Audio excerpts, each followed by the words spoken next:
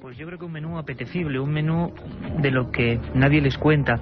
Informaciones que habitualmente se esconden en archivos, hoy en día ya en archivos digitales en muchas ocasiones, y que a veces, porque molestan, porque no se comprenden, duermen el sueño de los justos. Y este programa, siempre lo he dicho, es un equipo de periodistas. Tocamos el misterio, y el misterio es un abanico amplísimo, lo desconocido. Caben un sinfín de historias y de cosas como las que hoy vamos a intentar desentrañar. Ocurrió en Palomares.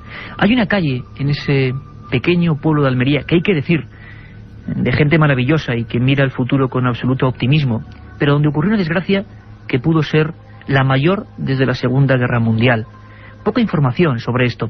Recientemente ha habido una polémica importante con bombarderos estadounidenses que han sobrevolado área española. Y el fantasma de Palomares, como publicaba el periódico El País, ha vuelto a resurgir. Siempre ocurre, nos lo decía el alcalde de esta población, siempre que pasa algo en el ámbito bélico, el fantasma de Palomares, como algo que nunca muere, resurge. Y hemos querido saber, y además había correos electrónicos, que por cierto, desde ya hasta dentro de 2 horas podéis empezar a enviar, además con nuestros invitados, que van a ser varios, podéis preguntarles. Carmen Porter dará buena cuenta de lo que vosotros queréis opinar, decir, sugerir, criticar a través de milenio3 con número @cadenaser.com, milenio3 con número @cadenaser.com, vuestra vía de contacto con nuestro programa. Como decía, hay una pequeña calle encalada que prácticamente muere en una playa. Se llama calle 17 de enero, y es que fue en esa fecha, en 1966, cuando, según muchos vecinos, el apocalipsis se produjo en el cielo. Vamos a escuchar a Carlos Barroso para intentar hacernos una idea. Welcome to the game. Flecha rota, flecha rota. Uno de los soldados, colgado de sus paracaídas, descendía al vacío desde 9.000 metros de altura intentando comunicar con la base. Su compañía no era la mejor. Varios cadáveres troceados tras la explosión y 4 bombas de hidrógeno de gran potencia se precipitaban sobre una de las zonas más desérticas de España. Era el 17 de enero de 1966, y lo que ocurrió desde aquel día en las apartadas aldeas de Palomares y Villaricos es digno de una novela de suspense y terror. Algunos de los proyectiles cayeron al mar y otros expandieron su plutonio por la tierra, los campos, los animales y las casas. La información se cortó rápido y el silencio se expandió como otra nube tóxica. 40 años después, son pocos los que se atreven a hablar. A las 10 y 18 minutos de aquella mañana, algo pasó en el cielo de Palomares y Villaricos. Un avión nodriza intentaba repostar unos 110.000 litros de combustible a un B-52, el mismo monstruo volante que ahora se ha puesto tristemente de moda. Este avión tenía una misión secreta que luego hemos conocido después de muchos años, que era dirigirse hacia la frontera turco-soviética. Hay que hacer un apunte importante. Nos encontramos no en guerra abierta, pero sí en guerra fría. Un momento absolutamente tremendo para lo que es el ámbito de la conspiración. En ese instante, según muchos vecinos de esas poblaciones, hay una gran luz, un gran estallido. Caen varios trozos de cuerpos de militares. Hubo 7 muertos, 3 de ellos realmente desaparecidos. El comandante Iván Buchanan cae en la playa, está enganchado a su paracaídas, y varias personas del pueblo, uno de ellos uno de los pescadores que con su furgoneta se dirigía hacia el mercado de Vera, lo socorre. Iván Buchanan pronunció 2 palabras: todos muertos y todos vamos a morir. Poco antes, esos soldados, los pocos supervivientes, daban esa señal, Broken Arrow o flecha rota. La primera vez que se daba desde Hiroshima. Significa peligro nuclear inminente. Esas bombas que llevaba el bombardero B-52 tenían una potencia 100 veces mayor que las que estallaron en Hiroshima. Y las 4 cayeron sobre Palomares y Villaricos. 3 en tierra, 1 al mar. Comandante Emil Chapla, sargento Lloyd Potolicchio, teniente Steven Montanus, teniente George Gessler. Una gran lista de muertos y desaparecidos que fueron, digamos, oficialmente las únicas víctimas del accidente. Pero empezaba otra historia completamente distinta. La gente se acercaba a aquellos artefactos que jamás había visto. Año 66, una de las zonas más desconocidas de la Almería profunda. Varios niños se acercan a uno de los artefactos, a la llamada bomba 2. Le dan patadas y cogen el plasma verde de su interior. Era sustrato de plutonio 239. Hemos hablado con la alcaldía de esta población de Palomares, que intenta también deshacerse un poco de esa leyenda negra. Parece que ya no hay, o al menos hay indicios de que no hay ese peligro radiactivo. Pero nos comentaban cómo fueron y cómo vivieron esas primeras horas. Horas de desinformación, porque a pesar de que a Estados Unidos se había llegado la señal de alarma, nadie bajaba. Durante más de 3 días, esas 3 bombas abiertas, expulsando plutonio, estuvieron siendo tocadas, visitadas, troceadas en algunos casos, como si fueran pequeños souvenirs, por los habitantes de Palomares. Y esto es lo que nos contaba su alcalde hace escasas horas. Yo creo que inclusive, y puedo decirlo, que inclusive hasta las autoridades encargadas del seguimiento de aquel acontecimiento tampoco tenían la suficiente información como para poder decir concretamente qué estaba ocurriendo. Pero efectivamente parece ser que lo que se decía en la prensa era una cosa y lo que realmente estaba ocurriendo otra. Esto los vecinos de Palomares, y yo creo que todo el mundo en general se dio cuenta pues en el transcurrir del tiempo, como ya he dicho con anterioridad. En aquellos días, pues efectivamente Palomares era una ciudad eminentemente agrícola, era una barriada muy pequeñita, y aquello, yo creo que en principio la importancia que se le dio fue pura y simplemente la de 2 aviones que se accidentaron, pero sin saber realmente cuál era la importancia de aquellas cosas o de aquel armamento que llevaban aquellos aviones. Desconocimiento, y repentinamente aquellas personas ven como un campamento mayor que el propio pueblo se empieza a gestar. Llegaron en desbandada los norteamericanos, lo hicieron como si fueran auténticos extraterrestres. Batas blancas, máscaras, guantes de protección, quemaron cosechas, limpiaron las casas, sacrificaron animales. Al parecer había algo muy grave, y durante más de 72 horas ninguno de los habitantes de Palomares lo sabía. Seguía habiendo una cuarta bomba que tardó 81 días en recuperarse. Hay una persona singular, realmente curiosa, hemos hablado mucho con ella estos días, atractiva en el sentido de la investigación que ha realizado, que es Isabel Álvarez de Toledo, la duquesa de Medina Sidonia, y un personaje que además abiertamente lo decía, su situación desahogada se lo permitía. Poco después de ocurrir el suceso de Palomares, se fue allí a investigar, sola, con un SEAT 1430, se adentró en aquella población cuando ya había empezado la conspiración del silencio. Y esta mujer hizo una memoria que se ha recuperado ahora por la UNED, que fue censurada, se llama Palomares, Memoria. Fueron sus grabaciones de magnetófono a aquellos vecinos que empezaban a saber que habían estado expuestos al mayor accidente nuclear de la historia después de la Segunda Guerra Mundial. Y ocurrió en Almería. Y mientras tanto, el gobierno español hacía ímprobos esfuerzos porque, digamos, se demostrase que aquí no había pasado nada. Incluso Fraga Iribarne hacía unas declaraciones al diario Arriba en febrero de ese 1966 diciendo que ¿qué radioactividad? ¿De qué me está hablando? En aquel momento ya se sabía que había una importante cantidad de cuentas, unas 60.000 microbequerelios, que es 200 veces más de lo permitido en ese terreno de Palomares. Esas cifras siguen dándose ahora en un lugar muy concreto. Se dice que donde cayó la segunda bomba no hay mapas concretos tampoco. Todo lo que es Palomares es un inmenso secreto militar. Tan solo con cuentagotas se han dado algunas informaciones. Hay un magnífico equipo de periodistas dirigido por Carlos Estevez que hizo un fenomenal reportaje y hablaban de varios informes aparecidos en California años después en los que se daban detalles concretos por parte del teniente Lawrence, que fue el que, digamos, dirigió toda aquella comandancia para saber la graduación del peligro al que la sociedad había estado sometida, y dijo, eso sí, años después, que los soldados americanos habían sido poco menos que utilizados como cobayas. Habría que preguntarse, junto a aquellos soldados americanos había más gente que ayudaba a las labores de recogida de residuos. Eran la gente del pueblo, pescadores, campesinos, a los que nunca les dijeron nada. Y la duquesa de Medina Sidonia, Isabel Álvarez de Toledo, fue para allí y se encontró imágenes que nunca olvidará. La Guardia Civil le echó de aquel lugar, no le permitió estar durante un tiempo. Nos lo contaba así, las primeras escenas en aquel sitio. Sobre todo, lo que era peor era que se estaban comiendo los tomates con plutonio.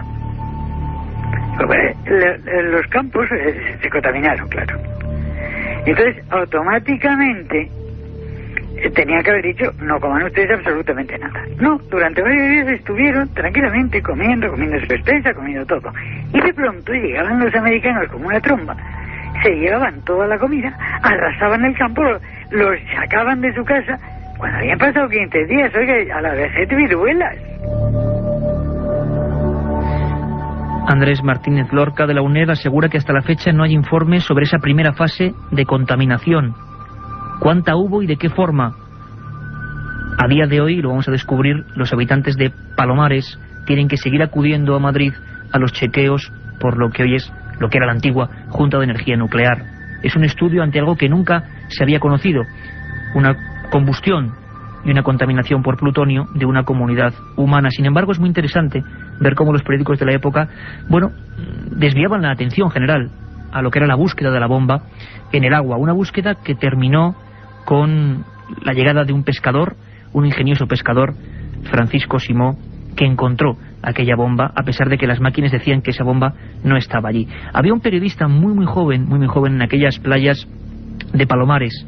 La Verdad de Murcia le había enviado y era su primer gran reportaje. Imagino que muy nervioso ante algo que no encajaba. Juan José Benítez, buenas noches, bienvenido a Milenio 3. Buenas noches, sí, que te estás convirtiendo en un gran maestro. La verdad es que he estado escuchándote y disfrutando, ¿eh? No, disfrutamos siempre por tenerte a ti, a nuestro auténtico amigo y menudo debut, ¿no? Ir a Palomares y encontrarse qué escenas, Juanjo. Bueno, la verdad es que yo era muy inexperto y bueno, me pilló demasiado grande para mí, ¿no? Pero bueno, yo recuerdo que la Guardia Civil y después los norteamericanos montaron el famoso campamento Wilson y bueno, no dejaban pasar absolutamente a nadie. Aquello, aunque era territorio de los paisanos correspondientes, pues se convirtió en un territorio USA. Y no había manera. Y yo recuerdo que, bueno, pues el casco del piloto andaba por un lado, con la cabeza por otro.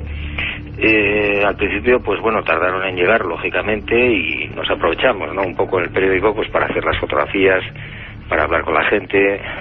Nos metimos en territorios que, bueno, pues supongo que algo de contaminación llegamos a contraer, pero bueno. El periodismo de aquella época, ¿no? Claro, y luego, pues las mentiras, lo que tú estabas contando muy bien, las mentiras una tras otra, hasta extremos inauditos. Yo recuerdo que a lo largo de aquel enero, febrero, marzo, etcétera, del 66, durante todos aquellos meses, primero, Fraga no se bañó nunca en la playa de Palomares con el embajador. ¿Qué me cuentas, Juanjo? La famosa imagen de Fraga, ministro Fraga, con el bañador Meiba y saludando, que fue una imagen que dio vuelta al mundo. Sí. ¿Me estás diciendo que no fue en el lugar de la contaminación? No, eso no fue en la playa, eso fue en otro sitio. Eso para empezar. Segundo, todavía está por aclarar si falta una bomba por sacar. Exacto. Es decir, ¿y es una especie también de conspiración? ¿No se habla mucho de ello? ¿Por qué, Juanjo? Pues yo no sé, pues porque, claro, era el año 66, imagínate, toda la dictadura, Franco, los norteamericanos eran Dios, el plan Marshall, etcétera.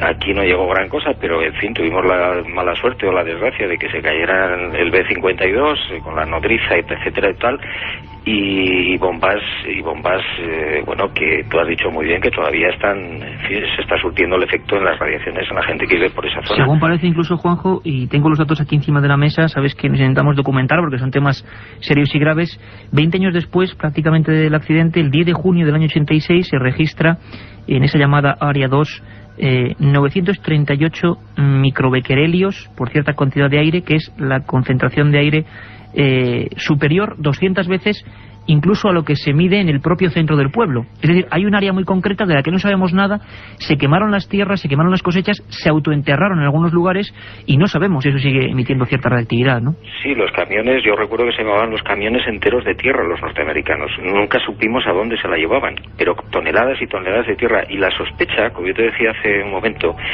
es que pudiera quedar una bomba todavía por sacar, porque no la llegaron a descubrir. Paco, el de la bomba, a pesar de que lo dijo, pues nadie le hizo caso.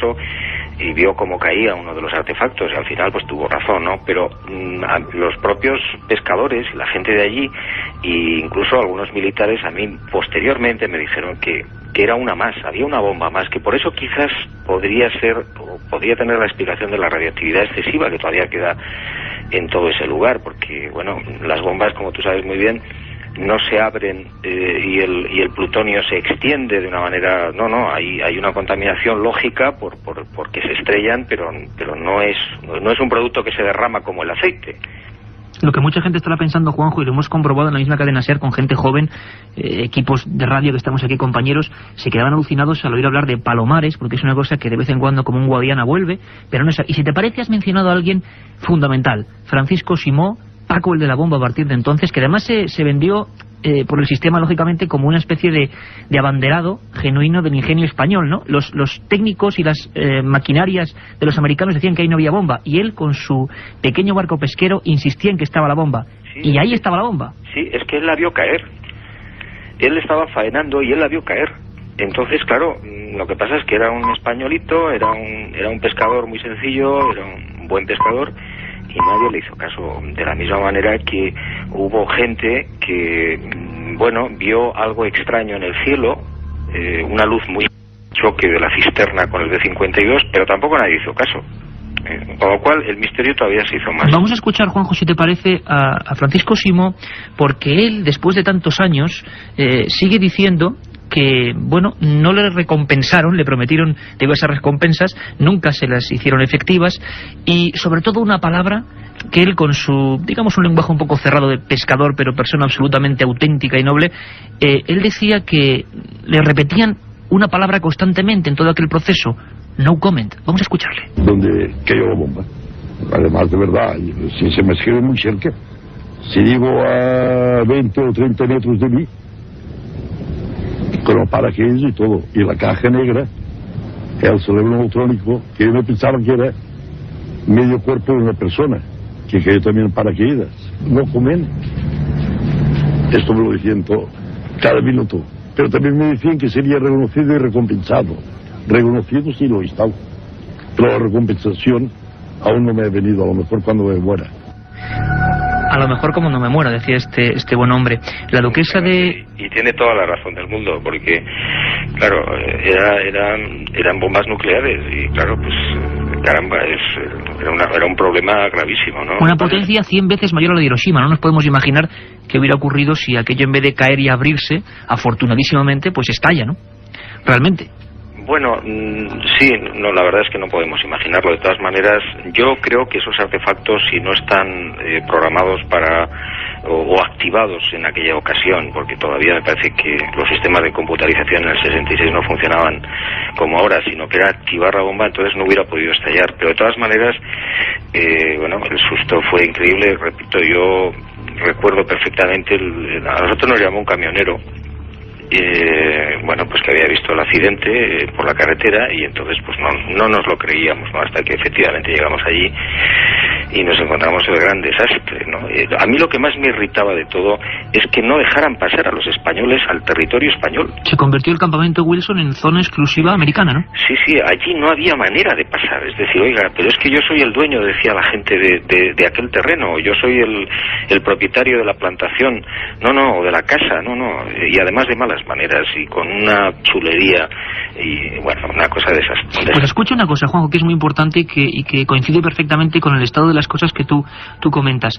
Esta mujer, Isabel de Toledo, que fue expulsada al final, que ya tuvieron que darle un documento, nos contaba, la Guardia Civil para que le echaran, porque ella no quería irse, se lo mandaba un oficial americano, hablaba de unas escenas importantes, algo que llamó pluma radioactiva, y que según siempre sus palabras, y aquí cada uno, como en este caso ella es responsable de lo que dice, pero hablaba de muertos y de personas muertas. Vamos a escuchar un momento, Juanjo. El submarinista cogió... Y la contaminación seria fue en el momento, la pluma radioactiva que se respiró y que cogió a los que estaban en casa de Halcón, que estaban matando al feto, que estaba toda la familia, y a los que vivían en la parte del cementerio, que fueron 2 bombas que se abrieron y soltaron lo que técnicamente se llama la pluma radioactiva. Muertos ha habido, sí, ha habido consecuencias. Hubo pronto un guardia civil, precisamente, que durmió en la cabina de avión, cosa que no había hecho en su vida, y algún civil. Y luego pues han muerto muchos de cáncer, claro.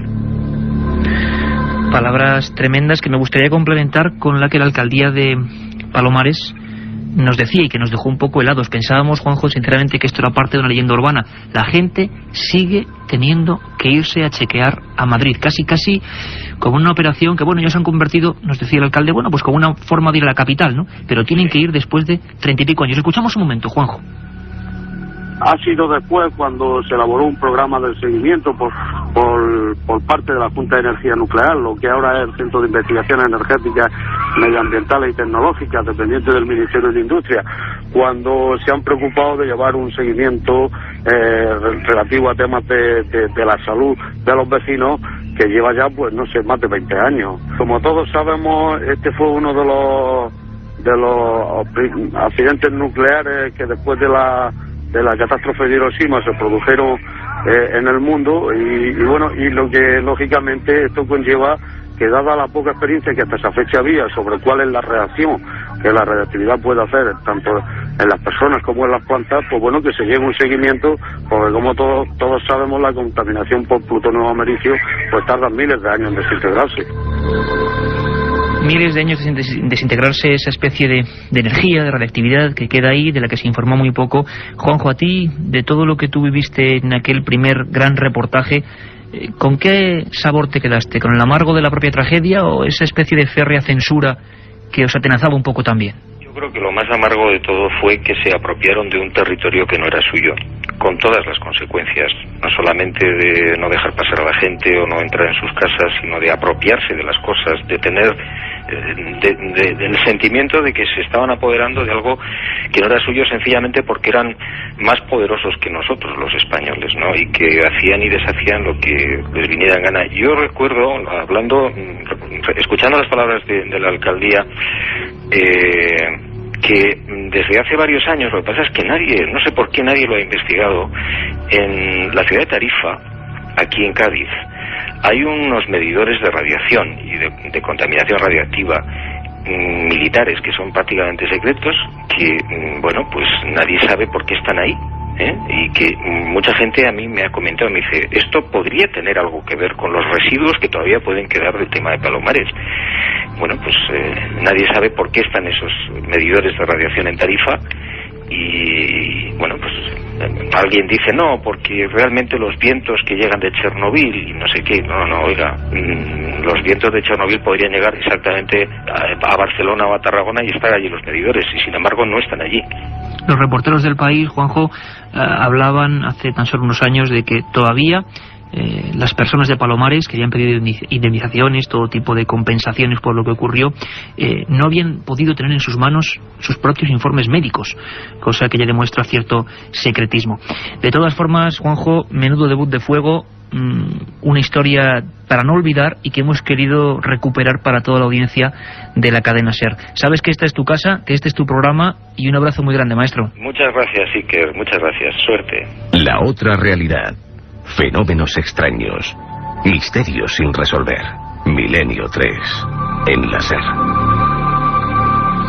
Yo quiero decir, sobre todo porque aquí ninguno somos agoreros, que deseamos lo mejor y que parece ser que en el propio pueblo de Palomares no hay ningún peligro ni ningún problema.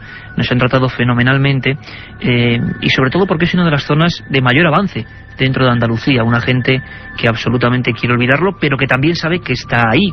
Hay tesis que se están haciendo 35 años después sobre esta historia. Me gustaría que escucharais todos muy atentamente un poco la reflexión del alcalde, la reflexión, digamos, 30 años después. Ellos eran niños cuando ocurrió esto, y lo que piensan, pues mirando prácticamente al mar y recordando lo que allí pudo pasar. Es muy interesante. Pudo ser un verdadero desastre, no solo para Palomares, sino para toda la comarca, la provincia y nuestras provincias más próximas. Así es como lo considera realmente la gente y seguimos considerándolo. Palomares es fruto de un milagro. Nació como por segunda vez como una persona, pues bueno, que desgraciadamente tiene un accidente y al final sale libre de lesiones, etcétera, etcétera. Y hay que verlo así, como una especie de milagro, aquella bomba que se recuperó del mar, aquellas 3 que cayeron y se abrieron y dejaron parte de su carga, aquellos niños que jugaron con el plasma de este tipo de artefactos. Milenio 3, siempre lo digo, es un programa abierto, milenio3@cadenaser.com, milenio3 con número @cadenaser.com. Somos un equipo de periodistas que nos gusta la investigación de lo desconocido y nos enorgullecemos sobre todo de nuestra audiencia. Sabemos que hay un montón de personas siguiéndonos, personas además tan destacadas que nos han llamado, como don Jesús López, que es capitán del Ejército del Aire e ingeniero técnico, que hizo la valoración de los daños de uno de los vecinos de Palomares que ya fallecieron. Lo tenemos ya al otro lado del telefónico. Don Jesús López, buenas noches. Buenas noches, sí. ¿Qué recuerda escuchando tantas informaciones de aquella historia de Palomares? Bueno, recordar a nosotros, a otro compañero y a mí, ingeniero técnico aeronáutico, en los dos nos tocó hacer una valoración de los perjuicios que se le habían ocasionado al único propietario que se atrevió a recurrir. Era un ingeniero de minas, recuerdo que se llamaba Cervantes Párraga, y falleció mucho antes de que el Tribunal Supremo le diera la razón. Siempre se la quitaron en las instancias anteriores porque decían que aquellos terrenos no servían para nada, no tenían valor agrícola, no tenían valor turístico, no tenían valor de ningún tipo, y que por lo tanto el campamento que se había montado allí pues que no le había causado ningún perjuicio. ¿Y crees que hubo ocultación de la información tal como estamos hablando? Hablamos de una época muy concreta y que la verdad es que durante meses incluso la población civil no sabe que esos artefactos, acudiendo a la hemeroteca simplemente, no se habla en ningún momento de artefactos con carga radiactiva hasta bastante tiempo después. ¿Qué opinas de esto? Sí, bueno, lo que ocurría es que empezaron a sospechar cuando le montaron un campamento. Bueno, ellos, cuando nosotros hicimos la peritación, que habían pasado muchísimos años, por supuesto, pues nos contaban que su sorpresa fue ver allí montones de barcos en el horizonte que se aproximaban y luego que ocuparon aquellas tierras, pero por la vía de hecho, vamos, o sea, que desembarcaron y se metieron en montones de hectáreas, 900 y pico tenía el señor Cervantes Párraga en concreto, y ocuparon la que necesitaron y vieron que si los americanos montaban todo aquello y se estaban llevando 1 metro de tierra, de altura, de terreno, se lo llevaban a los barcos. Antes he oído a Juan José Benítez que decía que no sabía dónde, se lo llevaban a los barcos, de donde parece lógico pensar que si llegaba al barco lo tiraban por el otro lado, porque sería ridículo llevarse la tierra contaminada. ¿A dónde? O sea que... Y parece también, don Jesús López, que hubo tierra contaminada que se quedó, la enterraron en bidones allí mismo, en Palomares. Yo eso no lo llegué a ver. Vamos, a mí lo que me contaban era esto que digo, que decían que se lo llevaban a los barcos, pero bueno, no tiene sentido una superficie tan grandísima por 1 metro de altura que se lo llevaran a otros sitios, o sea, transportarlo, no sé qué ¿Y cómo vio a esta misma persona que al final falleció sin poder ver cumplido su cometido? ¿Había cierta desesperanza? ¿Había miedo a lo nuclear o a la radiactividad, como se decía en la época, Jesús? Era de una familia de veras. Bueno, él había fallecido cuando nosotros hicimos la valoración, conocimos a su hija y al abogado, y bueno, son gente realmente muy culta, vamos, ya digo, el padre era ingeniero de minas, ya no me acuerdo la hija, pero en fin, que era gente bastante preparada y admitían que aquello pues no debía tener más peligro que los que ellos creen que pasaron, porque me dijo, y eso no se me olvidará nunca, me dijo el abogado, y luego lo vi, entre sus alegaciones estaba la de que era la primera vez en la historia que se probaba ese dispositivo de seguridad que hace no explotar una bomba atómica tirándola, porque decía, esto se habrá experimentado en muchos sitios, pero nunca tirándolo, y lo han experimentado sobre nuestro terreno, esto no es indemnizable y tal, en fin, la sentencia ya estaba hecha y no era eso lo indemnizable fue curioso, tampoco como se mantenía que no se había causado ningún perjuicio el Tribunal Supremo y lo fino, y dijo que era indemnizable la depreciación del valor en venta que habrían tenido aquellos terrenos, puesto que cualquiera que fuera a comprar terrenos por allí, claro, compraría otros mejor antes que eso, ¿no? Lógicamente, incluso hubo luego pánico en las exportaciones agrícolas durante décadas en cuanto al pescado, claro, la desinformación.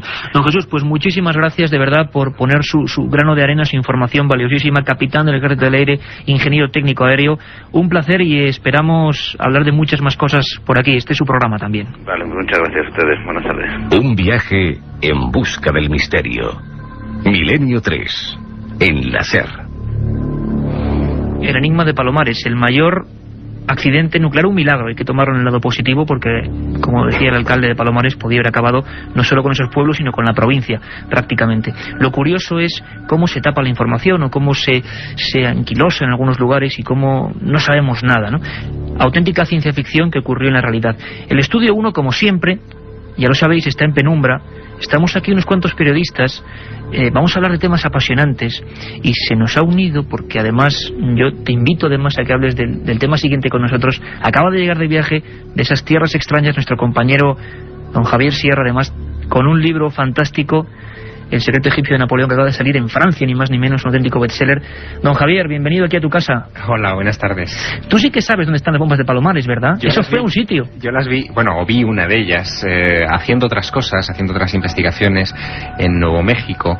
Me dio por entrar a visitar el Museo Atómico Nacional en Albuquerque, a las afueras de esa enorme ciudad de Nuevo México. Y entre reproducciones de los cohetes Saturno, reproducciones de las bombas de Hiroshima y Nagasaki, que por cierto son bien diferentes la una de la otra, había un enorme panel en una de las esquinas de ese Museo Atómico Nacional que decía Palomares, Spain, donde sobre un mapa de España se indicaba el lugar donde había tenido lugar, valga la redundancia, este accidente. Y debajo, sobre el suelo, estaba una de esas bombas. Yo creo que es la bomba que rescató Francisco Simó Paco, el de la bomba. De unos 7 metros de largo, ¿no? Sí, larga, muy grande, con una abolladura tremenda en la parte frontal del proyectil. Claro, supongo que vacía, sería solamente la carcasa lo que tienen allí. Y con un anciano que yo recuerdo que me estuvo guiando por allí directamente hacia aquel panel en cuanto le dije que yo era de Spain, porque Spain le sonaba no por Madrid, no por Barcelona, sino por Palomares, que era el motivo que ellos tenían de nuestro país ahí, ¿no? Impresionante. Hemos visto dónde está la bomba de Palomares. No desapareció en ningún sitio, sino que se encuentra en Nuevo México, lugar donde con Javier rescatábamos hace pocas semanas aquí en Milenio 3 en nuestro horario habitual. Sabéis, siempre de 10:30 a 11 y luego de 3 a 4 los domingos. Hablábamos de Roswell, un accidente muy distinto, pero ahí, en lo que era la zona más importante militar del mundo, se llevó o parte de estas bombas accidentadas. Un misterio auténtico, y quiero acabar con él para pasar al siguiente tema, con una frase yo creo que definitoria. La hace Francisco García, que fundó una especie de coordinadora o sección de personas, se llamaba Existimos, intentando prestar algo de luz a un enigma que sigue envuelto en sombras, el de la caída de bombas en Palomares. Francisco García acababa con este asunto con estas palabras. La información aquí es un tabú, siempre lo fue el tema un tabú, sigue siendo un tabú y desconocemos el fondo de la cuestión. Aquí nadie sabe nada. Aquí nadie sabe nada. Sería, digamos, el colofón a un tema impresionante que pasó en nuestro país, en España, y nos hemos puesto a trabajar para, con documentos, voces, datos, hacernos un mapa, una situación. Conspiración pura y dura. Tiempos de Guerra Fría. Se hablaba incluso de que el buque Borz, de origen soviético, se acercó hasta las costas españolas. Se convirtió en aquellos días de enero del año 66 en la zona más caliente del planeta. Nunca lo supieron aquellos nobles amigos almerienses.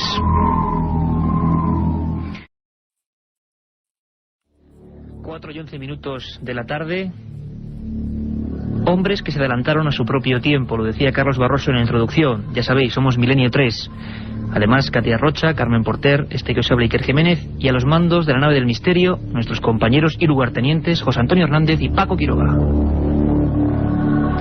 Me gustaría, porque no tenemos mucho tiempo, contaros brevemente una historia que creo que os va a interesar. Un pequeño lapsus entre tanta información, lógicamente, informativa y a un paso del fútbol. ¿Es posible que alguien, sin ser un profeta, escriba cosas que están por ocurrir? Todos hemos escuchado la historia del Titanic, ¿verdad? Todos hemos escuchado esas sirenas, esos buques transatlánticos que viajaban. Quizá esta podía ser la del gran barco Titanic, que se hizo célebre primero porque era el más grande construido en la historia por aquella compañía White Star, y segundo por su misteriosa desaparición. Hubo un montón de historias. Un día haremos un programa sobre el Titanic, pero yo quería, como sé que todos conocéis la historia, contaros cómo unos 30 años después, en una vieja librería, se encuentra una obra. Se llamaba Futility. La había escrito un viejo marinero llamado Morgan Robertson. Y atentos a los datos. Morgan Robertson, y esto en los libros, y quien nos habla tiene un mínimo de experiencia en el asunto literario, hay unos derechos, unos se llaman en España ISBN, sobre los que no hay duda. Se dice cuándo fue impreso ese volumen. Futility fue impreso en 1898, 14 años antes de que el Titanic se estrellase contra un iceberg. Este viejo marinero tenía fama de visionario entre sus amigos. Veía cosas que estaban por ocurrir, pero nadie le creía. Cuando, tiempo después del desastre del Titanic, llevado al cine, llevado a las pantallas, se dan cuenta de este libro, la gente se queda helada. Os lo cuento. El protagonista de ese libro, Futility, era un buque, el más grande construido en la época, según el novelista. Se llamaba Titán. Iba propulsado, una novedad para la época, por 3 hélices, igual que el Titanic. Desplazaba, según este novelista, además sin ningún éxito, la novela no se vendió absolutamente nada, o prácticamente nada, desplazaba 70.000 toneladas de peso. 67.000 era lo que desplazaba el Titanic. Medía 820 pies, casi los mismos, exceptuando una ventaja de 10 pasos a favor del Titanic. Pasajeros, 2.177, 2.277 en el Titanic. En la novela, escrita 14 años antes, este barco iba a dirección Terranova a 24 nudos, igual que el Titanic. Zarpaba del puerto de Southampton, el mismo que el Titanic. Un mes de abril, igual que el Titanic. Se hundía exactamente a 39 millas de Terranova, 5 días después de colisionar con un iceberg. El número de supervivientes de la novela del accidente del buque Titán solo variaba en 50 personas. Morgan Robertson, Futility, ¿él quiso ver el futuro o simplemente una casualidad?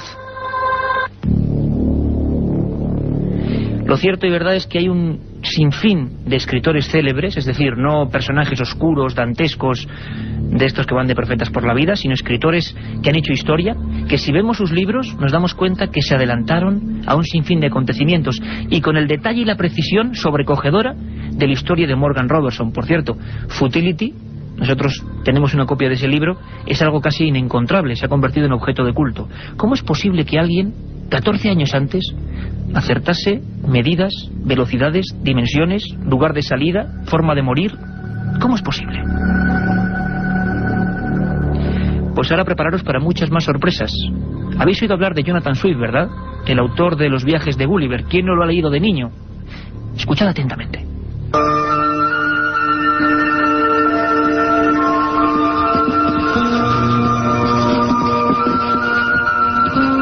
Jonathan Swift, aunque de origen inglés, nació en Dublín en 1667.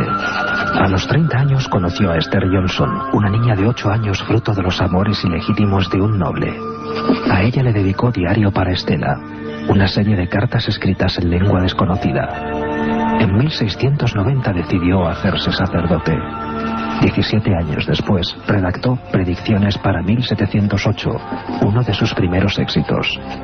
La publicación, entre 1721 y 1725, de la misteriosa obra Los viajes de Gulliver, le aseguró la gloria literaria.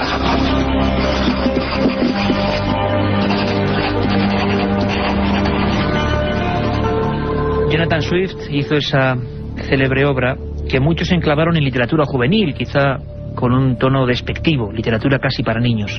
Todo lo contrario, se decía que Jonathan Swift, y os prometo un día un programa sobre escritores y su vida oculta, era un auténtico iniciado, la alquimia, el ocultismo, y dicen que ese libro está lleno de claves concretas, incluso del número romano. El número romano dicen que es intercambiar un código que solo sabe el autor, el orden de letras, palabras aparentemente absurdas, que leyéndolas de cierta manera, sabiendo el código, dicen otra cosa completamente distinta. Parece ser que en Los viajes de Gulliver, ese hombre que viajaba al país de los gigantes y al país de los liliputienses prácticamente, había muchas de estas claves y muchos datos que solo un siglo después empezaron a analizarse. Hay una historia que a nosotros nos ha llamado mucho la atención hojeando ese libro. En uno de sus párrafos, en uno de los viajes, que os voy a leer textualmente, Jonathan Swift escribe lo siguiente. Gulliver dice: se ven en el cielo 2 estrellas menores, o satélites que giran alrededor de Marte. Tienen nombre de miedo y su interior dista del planeta central de Marte 3 veces su diámetro y el segundo satélite 5 veces. Jonathan Swift, ya con gran imaginación, decía que allí vivían seres ciclópeos en su fantasía literaria y que se llegaba a ese mundo, el novelista decía así, a través de montañas gigantes repletas de lunas. Bien, 1726, 156 años exactamente después, un célebre astrónomo, Asaph Hall, descubría con un potente telescopio, no con su imaginación, las 2 lunas de Marte. 2 estrellas, 2 lunas en Marte. Fueron bautizadas como Phobos y Deimos, que significa espanto y terror. Jonathan Swift hablaba de 2 lunas en Marte con nombres de miedo, de terror, de espanto. Las distancias, es lo más asombroso, eran exactas. Una está a 3 diámetros de Marte y la otra a 5. Hasta 156 años después del libro de Gulliver, nunca habían sido vistas por el ojo humano.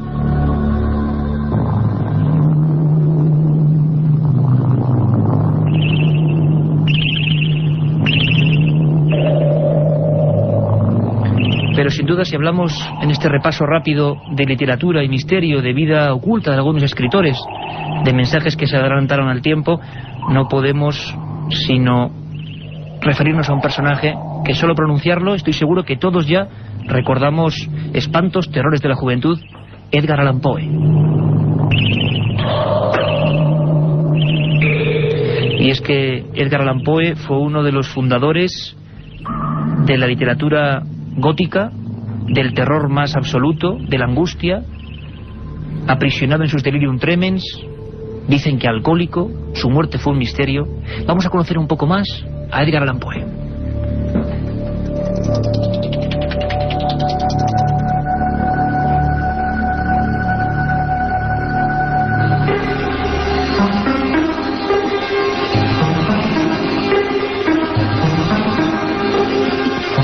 Edgar Allan Poe, nacido en Boston en 1809, es una de las figuras más misteriosas de la literatura universal. Su primer libro, representante ya de su universo tenebroso lleno de angustias, Tamerlán y otros poemas, pasó sin pena ni gloria. Posteriormente publicó más de 50 relatos de terror gótico. Su novela, Las aventuras de Arthur Gordon Pym, profetizó varios hechos asombrosos.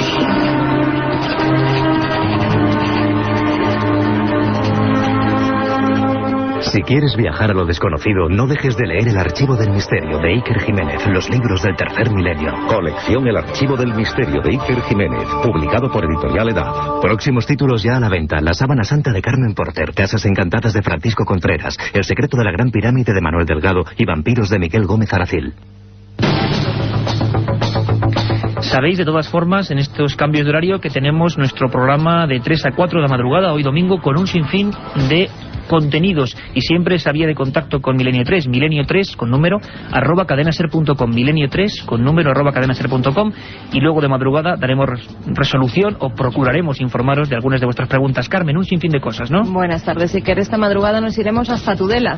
Allí hablaremos con una compañera de la cadena SER, Ana Laura de Diego, que nos contará el descubrimiento de un misterioso manuscrito que ha sido hallado en la Ribera de Navarra y en el que se relatan fenómenos sobrenaturales. Y como siempre, Iker, nuestras secciones habituales, los viajes de Carlos Barroso, las leyendas urbanas de Katia Rocha, abriremos la biblioteca del misterio y, como no, el informativo con las noticias sobre lo desconocido. Un buen menú para esta madrugada.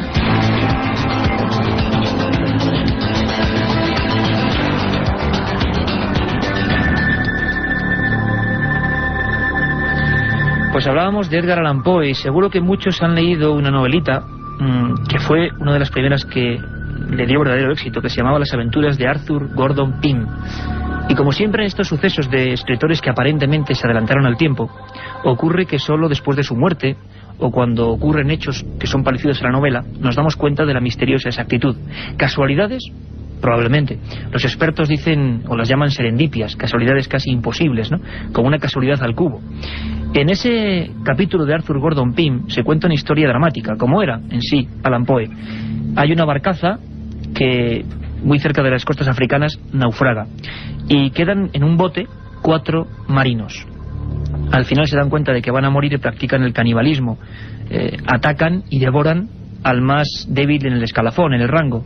Era un grumet, un grumete que fue devorado por sus compañeros para que estos sobreviviesen. Se llamaba, atentos al dato, Richard Parker.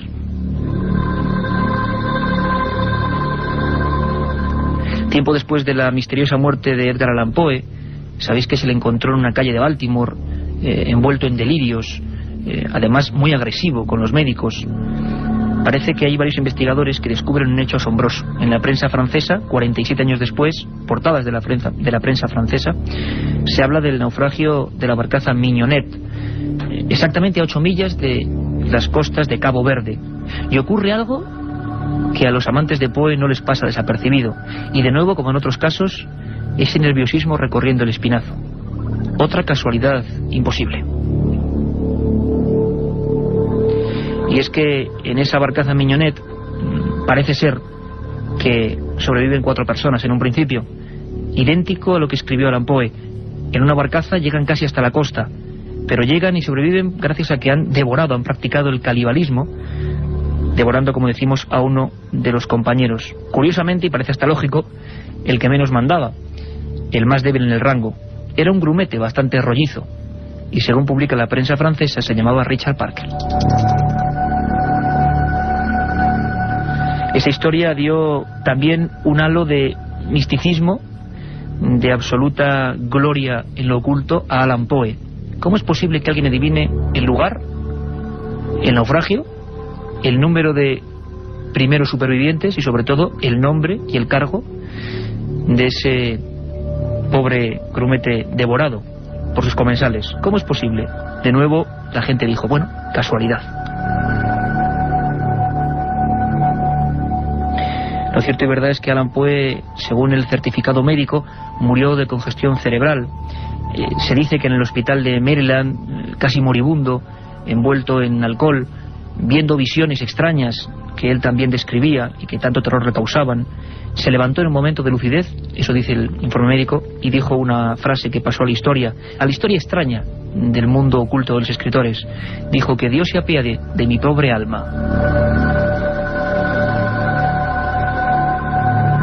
Pero si alguien ha pasado a la historia con todos los oropeles de adelantarse a algunas cosas muy concretas, incluso ingenios, incluso maquinarios, ese es un francés universal. Se llama Julio Verne.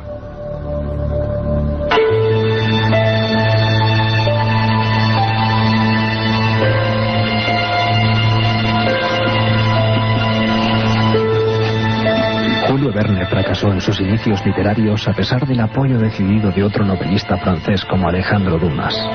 El éxito le llegó con la propuesta del editor Hetzel, que le contrató 40 volúmenes de una nueva colección. El primero de ellos se tituló 5 semanas en globo. Sus obras más aclamadas son los llamados viajes extraordinarios, tanto al fondo del abismo como al centro de la Tierra o al espacio exterior. Precursor de la ciencia ficción, se adelantó a objetos y acontecimientos que los hombres aún no podían ni soñar en pleno siglo XIX.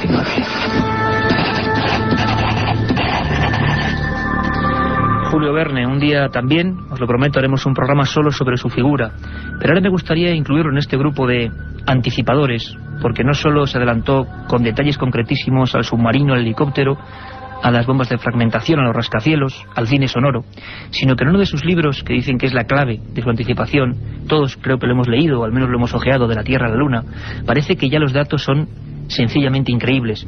Fue escrito en 1865, con todos sus sellos y todos sus permisos. 1865. Sabéis que faltaban más o menos 104 años para que Neil Armstrong descendiese sobre el satélite. Bien, él se inventaba una especie de proyectil y lo llamaba Columbia. Parece ser, dicen los más escépticos, y creo que es lógico, que al Apolo 11 se le llamó también, o se disparó desde el Columbia en honor a Julio Verne.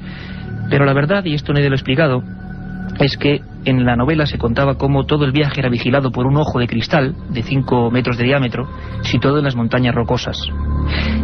Situación exacta del telescopio de 5 metros, el primero de diámetro, en Monte Palomar. El viaje del Columbia de Verne se realizaba a 40.000 kilómetros por hora, según dice el libro, y duraba 97 horas el trayecto.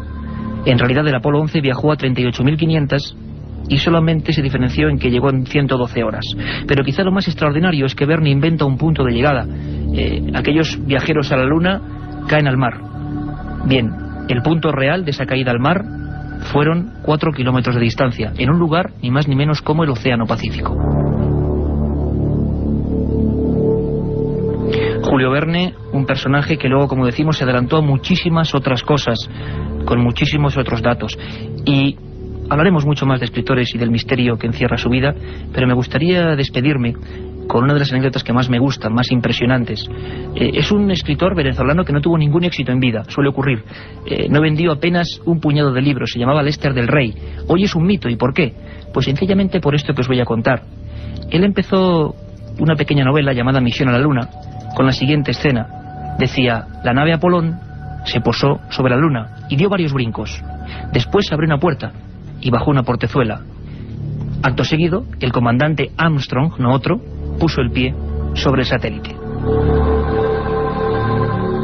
Bien, y todos estamos diciendo, ¿qué mérito tiene eso, no? Es decir, Neil Armstrong con Collins y Aldrin pues bajando a la Luna. Claro, la diferencia es que Misión a la Luna, de Enrico Lorenzo Lester del Rey, se publicó en 1954. ¿Cómo pudo adivinar exactamente el nombre de la primera persona, ese brazo fuerte, Armstrong, que bajó a la Luna? El propio Armstrong, que además como muchos otros astronautas luego se acabó convirtiendo en un obseso de lo misterioso, de lo paranormal, decía que quería investigar en su misterio, y parece ser que aún está en ello.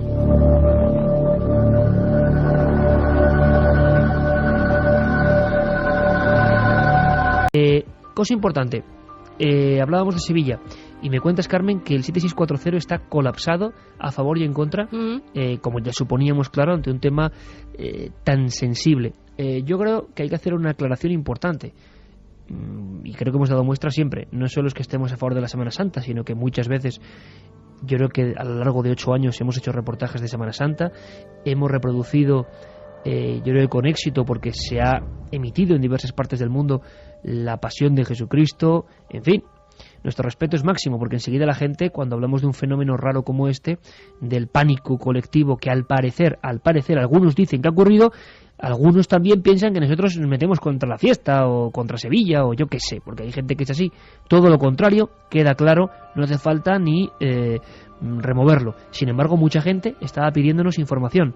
Ayer por la noche, de madrugada, recibimos decenas de mails de personas que decían que sabían que había grabaciones, hemos escuchado algunas, sabían que había todo tipo de movimientos de gente que había salido corriendo repentinamente y que los medios normales, entre comillas, no informaban. Nosotros vamos a hablar con todo el mundo y primero vamos a escuchar de nuevo ese sonido registrado ayer de madrugada en Sevilla, y de nuevo vais a oír los aplausos, una de las procesiones, y de repente todo es un murmullo, porque toda la gente habla de un gigantesco zumbido, estampido, un sonido que llama la atención antes del pánico, ¿no?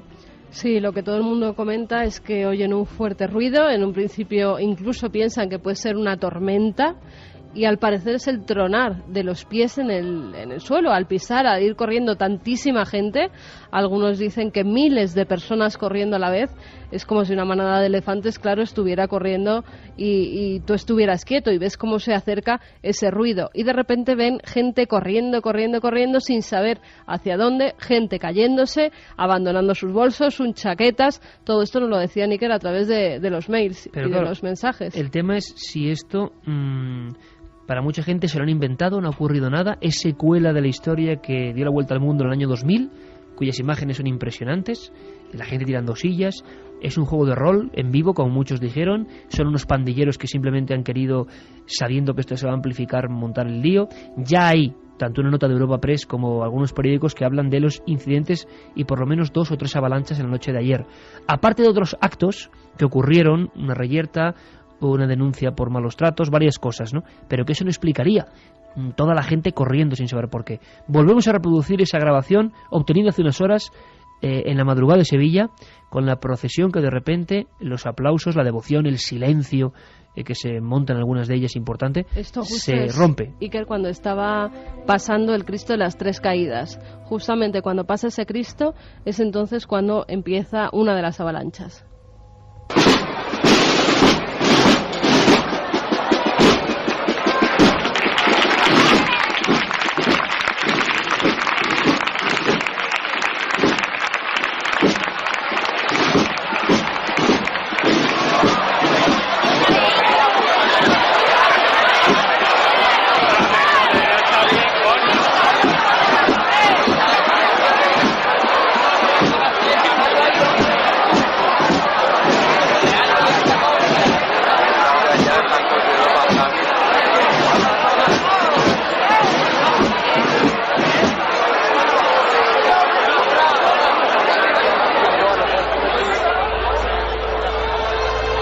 Vamos a ver si desciframos qué es todo esto. En tiempo real, desde el mismo instante que llegaban mensajes ayer, mensajes, Carmen, algunos que llegaban y que se reproducían en algunas webs, sino contar lo que ocurre, porque hemos vivido estos fenómenos y nadie lo está diciendo.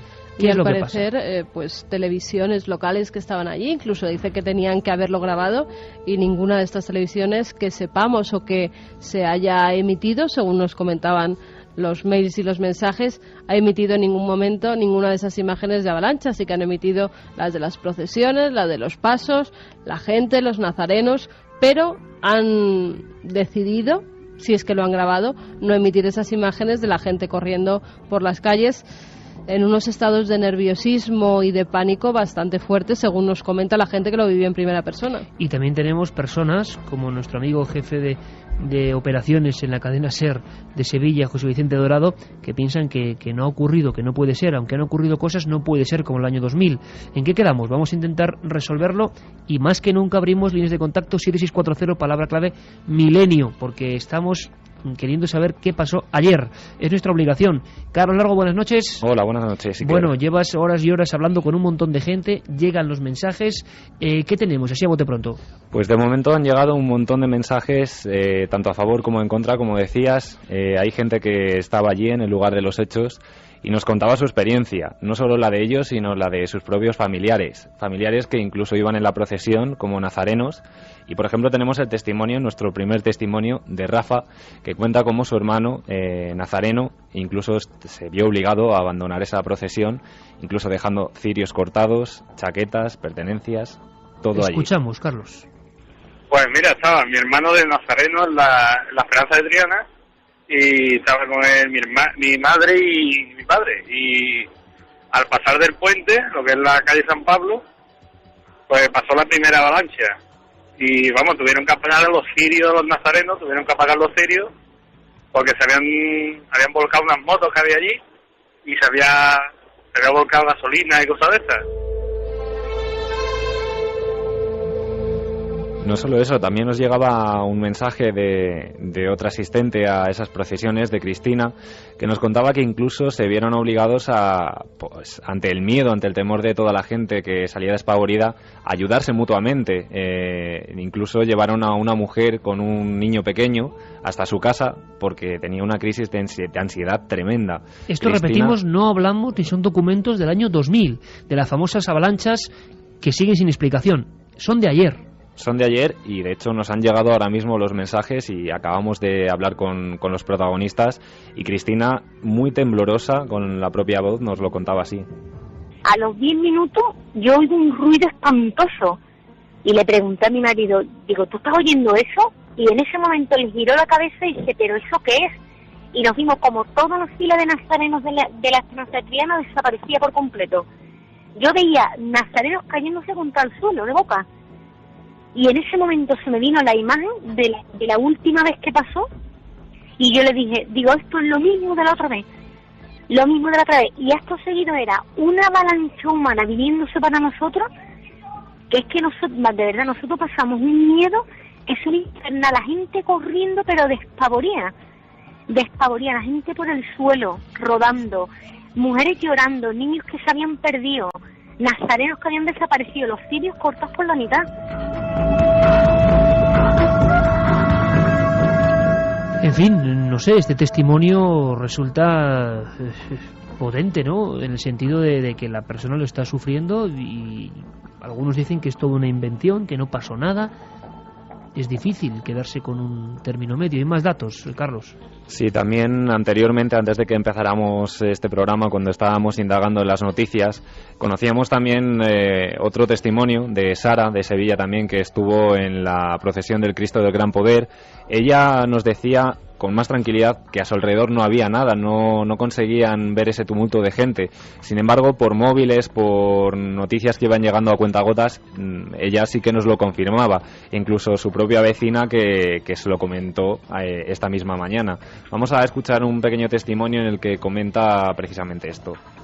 Bueno, pues nosotros estábamos esperando el Gran Poder, y nada, vimos que una ambulancia cruzaba la procesión, pero nada, no donde nosotros estábamos, la verdad que no pasó nada, pero y únicamente eso, decían que había habido un problema porque un hombre estaba pegando a una mujer y al intentar ayudar a la mujer, pues se provocó avalanchas. La gente empezó a correr. Uno que estaba escuchando al lado de la radio, pues dijeron que había habido problemas, que a uno le habían pegado una puñalada por el puente Triana, creo que fue por ahí. Y después otros comentaron que ha habido avalanchas también, como el año 2000 y tal, y nada, pues la verdad es que te asusta. Te asustas, dice, pero también hay una posibilidad, que es que por móvil, si estuvieran dando algunos datos, hay quien ya sospecha que esta, no sé, representación, que fue más o menos fuerte que la del año 2000, que sí que realmente pudo motivar un caos de orden público, ahora está empleando los móviles, que están mucho más evolucionados que en el año 2000, y que hay una forma fácil, ¿no?, de enviar un mensaje a 1000 personas. Hay quien sospecha que hay algo de esto de fondo, ¿no?, de gente que quiere hacer una especie como de representación o de juego o de algo. Se ha comentado. No lo podemos saber. Más datos. Pues si te parece vamos a escuchar, Iker, precisamente el corte en el que nos hablaba de la historia de esta vecina, de esta chica Sara, que incluso tuvieron que defenderla, hacerla un hueco entre una pared para que su hijo no resultara dañado. Pues ella nos dijo que de repente empezó a notar mucho ruido y que vio a gente correr, mucha gente correr, y que olían a gasolina, por lo visto, no sé. Y que claro, ella su reacción fue salir corriendo. Lo que pasa es que iban con más gente y un hombre pues la empujó contra la pared para protegerla, para que no salieran corriendo. Claro, lo que pasa es que esta vecina tenía a su hija por allí también, todo muy asustado, decía que la gente había dejado las chaquetas, zapatos, de todo por el suelo, que la gente había salido corriendo directamente. Y si os parece también nos llegaba un último mensaje de las autoridades policiales, de todo el control que hubo de la procesión, y nos confirmaban precisamente este hecho de esta agresión que había sufrido una mujer fruto de su pareja y que motivó precisamente todo este tumulto. Es una de las teorías y que nos la han confirmado a través del SMS, así que si te parece vamos a escucharlo. Sí, pues pues en un momento en el que estamos nosotros siguiendo lo que es la procesión, vemos como hay un tumulto de gente bastante grande, entonces los primeros compañeros se dirigen hacia el lugar y nos indican que hay una agresión, una pelea.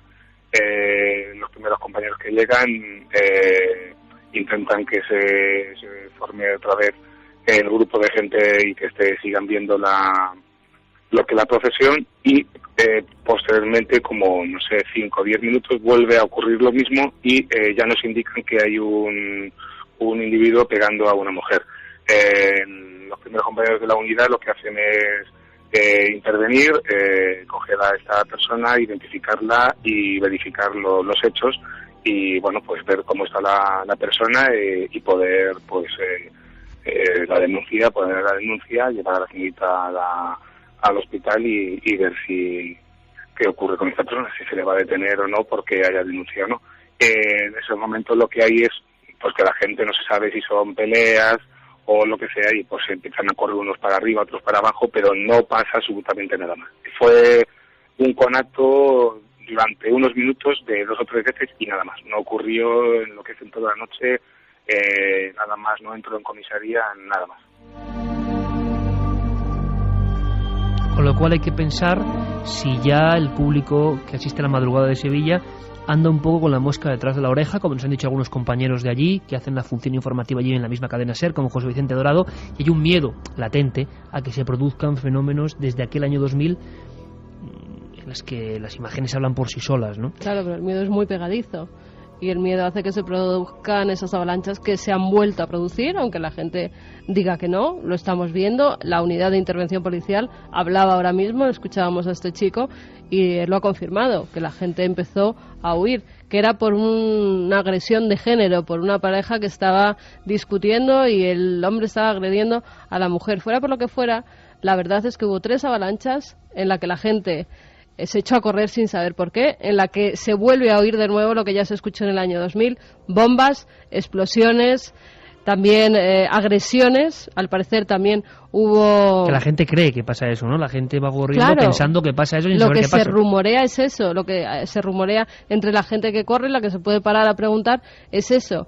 Incluso se dice, y creo que es verdad porque algunos periódicos ya lo confirman, hubo una agresión con arma blanca. Sí. Y también una pelea entre chicos jovencitos. Claro. Hubo 3 incidentes en un mismo momento, que yo no sé si son esos los que provocan esa avalancha, pero que se ha producido en más sitios, ¿eh? Ahora vamos con eso, porque el documento es increíble en cuanto al paralelismo. Os vais a quedar sorprendidos de verdad lo que ha encontrado Carmen ahora, que viene de México. Pero antes de que opinemos un poco de esto y opinemos con vosotros, porque los ánimos están muy encendidos, hay gente que dice que a raíz de lo que pasó en el año 2000 hay demasiado silencio. Mucha gente nos decía que por favor hablásemos porque había un silencio total y la gente, como hemos escuchado, había vivido esto en la calle. Otros piensan que al revés, que hay grupos de desaprensivos que se van a aprovechar de esto para hacer una especie de juego macabro y asustar a la gente, cosa que es algo pues para los bromistas muy pesados, imagino que de una golosina, ¿no?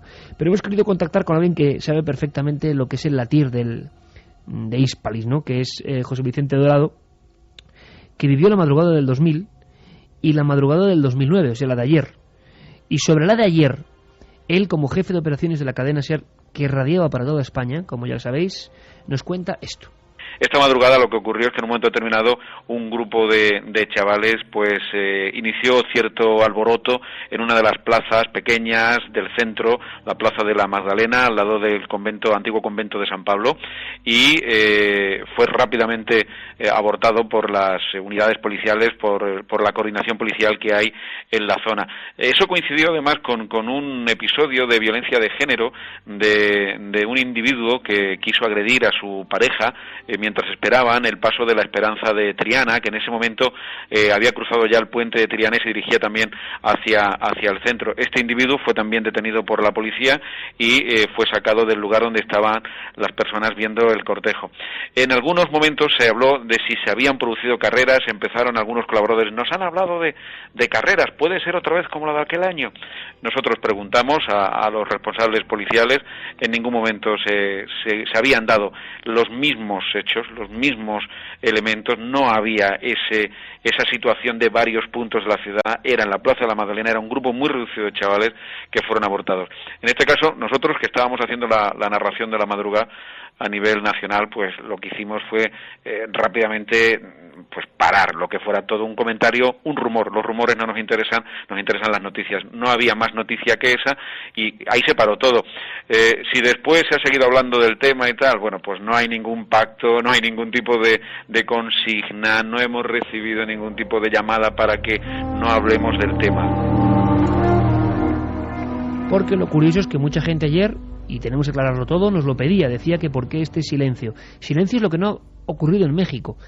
De verdad que es increíble, Carmen. ¿Qué ha pasado exactamente ayer? Y como si fuera una réplica, ¿no?, idéntica a lo ocurrido en el año 2000. No era ayer, ocurría en la noche del Jueves Santo, pero era lo mismo. Habitantes de Chaco, de Alarcón, en México, participan en la procesión de los Cristos. Empieza de repente la gente a correr sin saber por qué. De nuevo se habla de una bomba, de disparos, de una metralleta con varios impactos.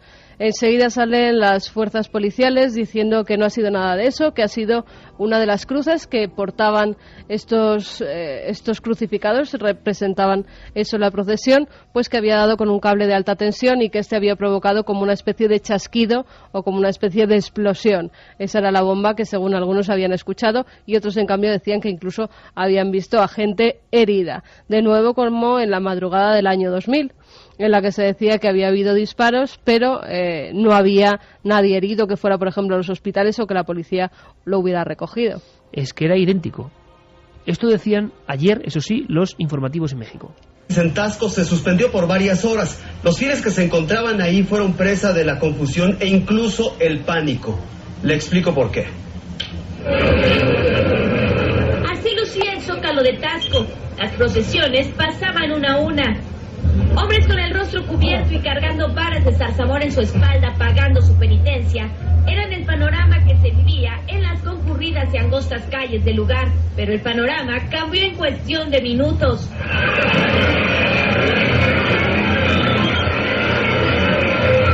La gente comenzó a correr y los negocios a cerrar sus puertas. Todo era confusión. Incluso hubo quienes en la revuelta extraviaron a sus familiares. Mi hijo está aquí, hace un rato. A decir de los testigos, una serie de estallidos fueron los que propiciaron los momentos de pánico. Mientras tanto, elementos de seguridad vigilaban las calles. Sin embargo, Pues como si alguien hiciese el mismo juego, unos estallidos, una implosión del pánico, de repente la gente con histeria desatando sus primitivos instintos y corriendo, arrasando con todo. Es curioso que pase.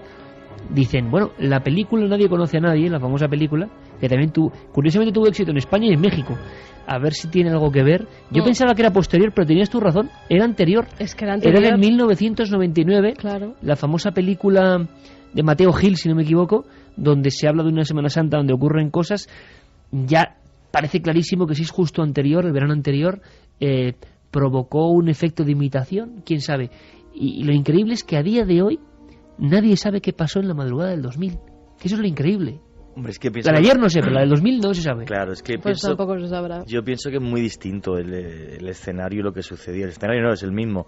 Lo que sucedió en el 2000 es que al final, y hay una cuestión que es matemática pura y dura, que es incuestionable, es el tema de los heridos. En el año 2000 hubo 200 heridos por las avalanchas en Sevilla, y en este caso, por los testimonios... 200 heridos. 200 heridos, sí. En este caso, no me cabe duda de que ayer hubo avalanchas, pero de mucha menos intensidad, porque no se han registrado un número de heridos que hubieran ido a los hospitales, y al final, tarde o temprano, la prensa pienso que se hubiera enterado. Los mensajes hablan de moratones, de gente con la cara en el suelo, sí. Que hayan ido al hospital a curarse ya es otra cosa, que se hayan curado en su casa puede ser, ya, y también son contusiones. Pero 200 hospitalizados quiere decir que las heridas eran... hospitalizados heridos es alguien que ha sido atendido y que queda constancia de esa herida en una avalancha y demás. Entonces, por lo que estamos oyendo... La magnitud es distinta, ¿no? La magnitud pienso que es completamente, absolutamente distinta. Lo que sí tengo muy claro, y porque soy andaluz y he vivido la Semana Santa de toda la vida, y es que por desgracia, y de decir que respeto la Semana Santa al 100%, en la Semana Santa, y yo conozco a Granadina desde que nací, se producen muchísimas peleas. Yo las he visto desde niño, por el simple hecho de que mucha gente que espera todo el año para ver al tal santo, a tal virgen, y de repente alguien se le pone delante, hay un empujón, hay un puñetazo, y eso lo he visto yo y la emoción todos los años de mi vida, hasta que hace 10 años que me vine a vivir a Madrid. Eso lo he visto siempre. Ahora, el hecho de que, como ayer en Sevilla, pienso que es determinante, haya una navaja, eso provoca una avalancha, sí o sí. Obviamente, en cuanto aquí viene una navaja y él viene una navaja que se mueve en medio de la noche, y no me extraña que cayese en Nazareno. O sea, los testimonios son reales. Y la policía también dice la verdad. O sea... Y la posibilidad esa de que haya habido, como se habló en su día, una especie de juego de rol en vivo, se descartó, ¿no? Lo del 2000 fue muy diferente. Y otra cosa que quería comentar, Tasco, curiosamente, en México, que es un lugar que conozco y que es hermosísimo, es como un pueblo andaluz. Está lleno de cuestas y de recovecos, es de las Semanas Santas más famosas de México, y allí igual, en cuanto haya cualquier cosa, es que no sabes qué está sucediendo 30 metros más abajo, por lo estrechas que son las calles. Se la conoce como la ciudad de los plateros, además, a Tasco. Entonces pienso que nadie miente. Dicen la verdad las señoras que vivieron las avalanchas y los policías de que, bueno, pues que hubo eso. Quizás intentan minimizar un poco lo que sucedió, pero ¿sabes no hubo la sensación que tiene la gente que lo vivió? Que no les han informado, que quieren ocultar información. Esa es la sensación de la gente que vivió las avalanchas, que se cayó, que sufrió como le pisaba la gente, que tuvieron que abandonar sus móviles, sus bolsos. Hombre, algo estaría pasando. Es que lo que pasó fue una pelea por un lado, una agresión de un señor a una señora, claro, y una navaja. Pues igual que en el año 2000 hay pánico. Ya, pero en el año 2000 hubo 200 heridos y ahora no. Y pareció organizado en 4 puntos diferentes. En el año 2000 pareció organizado, y en este caso parece que son simplemente... Ya, pero en el año 2000, como era la primera vez, se informa hasta determinado punto de las cosas, fíjate, y este año parece que incluso José Vicente Dorado nos decía que el miedo que tenían también es a dar excesiva información. ¿Por qué? Porque eso produce un efecto llamada también, ¿no? Ayer sí en directo la radio coge y empieza a decir que hay avalanchas, y ahí entendemos quizá nuestro compañero, porque ayer estaban emitiendo en vivo, ellos como buenos periodistas que son, tienen que contar lo que pasa, pero en el año 2000 aquello casi se desmadra, ¿no? Es más, vamos a recordarlo. Vamos a recordar cómo José Vicente Dorado nos cuenta lo que se convirtió casi en una pesadilla. Todo el organigrama de la cadena SER de Sevilla se vuelca, yo creo que en la gran emisión del año para ellos, la madrugada, toda España conectada, y claro, él lo dice muy bien, es que la gente, la tele también emite, pero la gente que va desplazándose por Sevilla de noche, de procesión en procesión, para vigilar horarios, pasos de las procesiones, está con el transistor en la oreja. Hoy en día sería con el MP3 o con lo que sea. Y claro, empiezan a escuchar que hay movimientos y tú escuchas en Sevilla, en esa zona, los gritos. Claro, es que es un fenómeno y tuvieron miedo esta vez, tuvieron miedo lógico y comprensible. Si algo no llegaba a tanto, lo mejor era quizá matizarlo. Pero está claro que algo debió ocurrir, una secuela. Escuchamos a José Vicente Dorado comentándonos lo que fue aquella madrugada inolvidable y pese a quien pese y pase lo que pase, todavía, hoy por hoy, casi una década después, sin solución. Nos tocó declarar ante la policía para que aportáramos nuestra experiencia, nuestro punto de vista, qué era lo que había pasado, qué era lo que habíamos contado, por qué incluso en algunos momentos, en algunas transmisiones se llega a hablar de que se han escuchado disparos que nunca llegaron a producirse y que todo parece hacer ver que eran las sillas de madera que se utilizan en determinados puntos de la carrera oficial, que es el recorrido en el que coinciden todas las cofradías que están en ese momento en la calle. Todas tienen que hacer un recorrido exacto que es la carrera oficial, así es como se llama, y en ese lugar hay sillas de madera colocadas, tú pagas un alquiler y puedes sentarte en esas sillas. En el momento en el que la gente empezó a correr, empezó a sonar en la radio que había tumultos, que había carreras, que había problemas en varios puntos de la ciudad, incluso cuando alguien llegó a decir que había escuchado un disparo, pues imaginaros lo que significa eso, escuchado en la radio a las 5 de la mañana y estás en la calle, a lo mejor estás con tu hijo, con tu hija de corta edad. Se generó una sensación y una situación de pánico colectivo que fue creciendo hasta que finalmente pues se vino abajo, se enfrió. No pasó nada que se pueda comentar realmente. Ha habido muchas versiones e incluso se han escrito libros sobre el asunto. Nosotros estábamos en el balcón de la Campana, donde habitualmente hacemos las conexiones. Vimos la gente corriendo en la Plaza del Duque, la policía que no sabía qué hacer, hacia dónde dirigirse. Una sensación muy extraña de narrar. Tan extraño como que en esta noche de interactividad nos llegue en tiempo real un mail desde Tasco, México, ahora mismo. Una cosa antes, esto es muy de conspiración y mucha gente dirá, ¿dónde está Santiago Camacho? Que disfrutaría mucho con este tema. Bueno, pues mandamos un fuertísimo abrazo a nuestro amigo Santi, que quizá esté escuchándonos porque sé que, vamos, le ha derrotado esa conspiración de la gripe, ¿no? Si la fiebre y la gripe le dejan. Que en estos cambios de tiempo terribles ha afectado a don Santiago Camacho, pues fíjate, de lleno. A 7 grados estamos. Así que un abrazo muy grande, Santi, de todo el equipo. La semana que viene, como siempre, aquí. Él no puede faltar a la cita. Estaré escuchando muy atento qué hay aquí. Ahora mismo conexión con México, en directo prácticamente. Pues fíjate, nos escribían desde México, Enrique Marmolejo, nos dice: mi madre es devota, nacida en Tasco, Guerrero, siempre participa en las procesiones del jueves, tengo una prima viviendo en Tasco, mi mamá escuchó sonidos de disparos, volteó y vio a un hombre tambaleándose como herido de bala, corrió para refugiarse, mi prima le contó que ya hay narcotraficantes en Tasco y que intercambiaron disparos, que al parecer pues a las autoridades no les interesa que se cuente esto porque deben proteger a los turistas y a los devotos que van allí. En fin, más datos para esta noche y ahora mensajes en tiempo real 7640 para saber qué ha pasado en Sevilla, gente a favor y en contra. Datos de un amigo tuyo, precisamente, conectabas con él porque está en Los Pasos. Efectivamente, ha estado allí en la propia procesión este año y fue testigo también estando de nazareno en el año 2000 de todos estos acontecimientos de los que hablabais. Él nos contaba anteriormente a micrófono cerrado que él estaba en esa procesión del año 2000 en la que pues una vez más se repetía todo lo que comentaba Carmen, nazarenos que soltaban los cirios, capuchones, gente llorando, corriendo. De hecho, él nos contaba que iba con un amigo a su lado y que al ver toda esa multitud de gente corriendo hacia ellos, salieron despavoridos en direcciones contrarias. E incluso, bueno, pues en este caso mi amigo me comentaba que se fue corriendo desde el lugar donde estaba la procesión hasta su casa, que estaba pues en otro barrio mucho más lejano. Y no paró de correr porque, como no sabía ante lo que se enfrentaba, pues quería huir de ese lugar. Y vamos a escucharle, si os parece. Hombre, te explico, la situación era exactamente, yo estaba con un amigo cerca del puente de Triana. El puente de Triana da una avenida larga que es la avenida de Reyes Católicos, entonces en un momento de la madrugada nos vinimos venir por una avalancha de gente corriendo, como locos, gritando, que en principio, como no se sabía exactamente lo que pasaba, había gente que gritaba que había una persona disparando, había otro que había visto una pistola, otro que había visto alguna explosión. Entonces yo creo que más que nada el pánico fue por miedo a lo desconocido, porque no sabía realmente lo que pasaba y la reacción de la gente era salir corriendo. No, de hecho yo miré a mi amigo exactamente y lo único que hizo fue darnos la vuelta y echar a correr, cada uno en un sentido contrario, sin pensar. Y sobre todo era el miedo, la gente tenía caras de miedo de realmente, sin saber lo que pasaba, de auténtico pánico, que si había sido una explosión, que si había sido un disparo, que no sabíamos lo que era. Entonces la gente empezó a correr y además de unas avalanchas de un volumen desorbitado.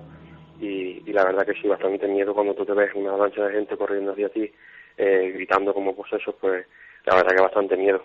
De hecho, fui corriendo hacia un barrio bastante lejano. Desde la zona de Triana fui cruzando pues todo lo que es Triana y luego cruzar todos los Remedios todo el tiempo corriendo, sin saber por qué, pero yo solo quería escaparme de allí. 2:38, tiempo real como siempre. Este testimonio se refería a esa noche amarga para muchos del 2000. ¿Y cómo he vivido la de ayer? Pues la de ayer pues nos comentaba que precisamente él estaba también en esa procesión y bueno, sí que le llegaron noticias, él lo pudo contemplar de lejos, le llegaban noticias, decía que los móviles estaban funcionando continuamente y si te parece pues también vamos a revivir ese momento en el que pues esta persona vive todas esas multitud de gente corriendo, mucho jaleo. Lo vamos a escuchar. Por móvil, el móvil siempre importante, la gente manda mensajes a tiempo real. Se ha convertido en el protagonista real de esta noticia. Eso tiene lado bueno y lado malo, porque también se puede motivar un pánico desde un punto y que no tenga un sentido, ¿no? Intentaban tranquilizar en ese sentido, que decían que no pasaba nada, que estaba todo controlado, pero ni ellos mismos sabían qué es lo que tenían que controlar. Yo hablé al poco tiempo de pasar eso, sí hablé con mi hermano que estaba procesionando en la madrugada y él me dijo que la procesión se disolvió y los nazarenos corrían. O sea, cuando eso pasa en Sevilla, cuando una procesión, como en este caso el Silencio, que es una de las procesiones más serias de la Semana Santa sevillana, se disuelve por sin saber por qué, pues sabes que algo grave pasa. Y realmente el problema es que a día de hoy no sabemos qué es eso que pasó. Y sí, efectivamente, mi hermano yo sé que soltó el cirio y salía a correr lo más rápido hacia su iglesia, porque en ese momento era lo único que te podía proporcionar la coma de seguridad. Pero claro, entre que no te tranquilizaba nadie porque nadie sabía lo que pasaba, al contrario, la gente estaba muy nerviosa, había muchísimos ataques de ansiedad, la gente había perdido que si yo iba con no sé quién y no sé dónde está ahora mismo porque lo he perdido en tal zona, y luego tantas llamadas por teléfono, ¿qué ha pasado esto? Pues en esta zona también ha pasado esto, pues lo que hacía era aumentar un poco más la psicosis general.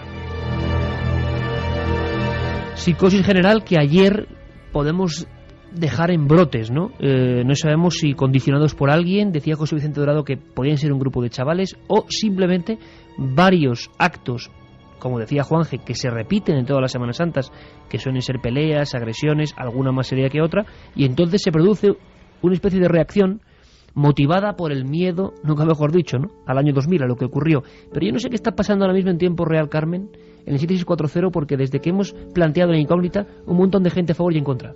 Pues sí, dicen y nos vuelven a repetir que pidamos imágenes a las televisiones locales porque las han tenido que grabar, esas estampidas, y que incluso han preguntado en alguna de esas televisiones y que no han querido darles esas imágenes. También nos dicen, fíjate, nos escribían desde Ciudad Real, Javier Pérez Campos, nuestro compañero, nuestro buen amigo, y nos dice que ayer sucedió algo similar, que afortunadamente no hubo heridos. Ocurrió en Ciudad Real, en la calle de antes de entrar a la Plaza Mayor, mientras pasaba una de las hermandades que procesionaban por la noche. La gente empezó a correr, a ponerse nerviosa y apenas nadie sabía por qué. Se oía que había una bomba, que había una pelea muy fuerte. Finalmente resultó ser una rata, pero pudo haber sido más peligrosa la reacción de la gente que lo que era. Finalmente, por fortuna, acabó calmándose y tranquilizándose, pero lo impresionante es que algunos corrían asustados sin saber por qué, y eso pudo haber sido un verdadero peligro. Ciudad Real, ayer.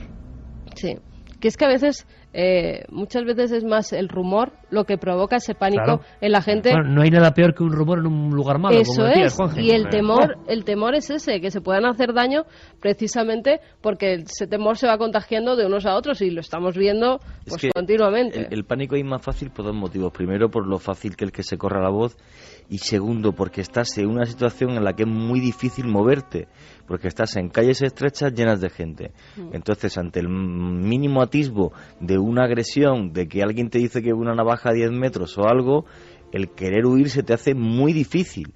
Entonces, claro, eso hace que la sensación de agobio aumente muchísimo, porque hay que recordar que las hermandades con más solera de todas las ciudades de Andalucía suelen estar en los cascos viejos, en los cascos antiguos, como es el caso de mi ciudad, de Granada del Albaicín, o por ejemplo barrios como Triana, donde las calles son muy angostas, y eso provoca que el pánico sea mucho más fácil de que se produzca. Mira, ahora que hablabas de Granada, te recuerda, Roberto, que ya que tú eres granadino como yo, acuérdate de la gran avalancha de gente que hubo en la procesión del silencio en el año 95.